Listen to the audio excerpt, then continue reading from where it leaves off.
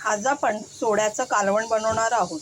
इथे मी सोडे आणि एक बटाटा स्वच्छ धुवून घेऊन अर्धा तास पाण्यामध्ये भिजत ठेवला होता।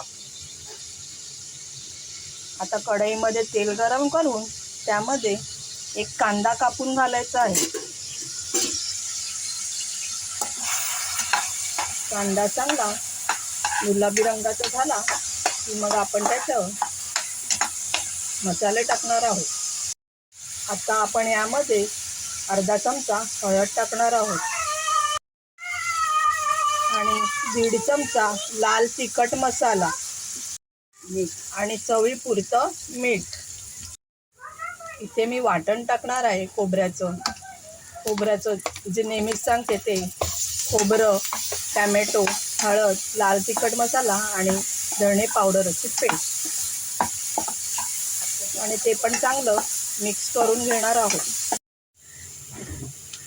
मसाला आपला तयार होईपर्यंत आपण याला सोड्याला आलं लसणाची पेस्ट लावून ठेवणार आहोत।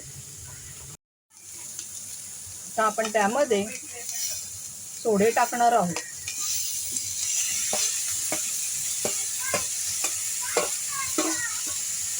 आणि 1 कप पाणी टाकणार आहोत, म्हणजे सोडे चांगले शिजून होतील आपले।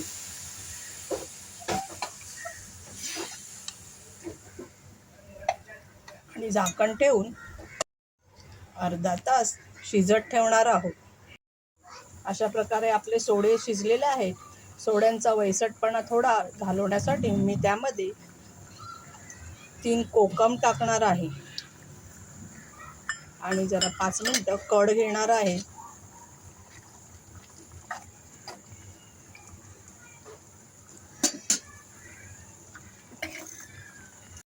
अशा प्रकारे आपलं सोड्याचं कालवण रेडी आहे। आवडलं असल्यास लाईक, शेअर, सबस्क्राईब करा।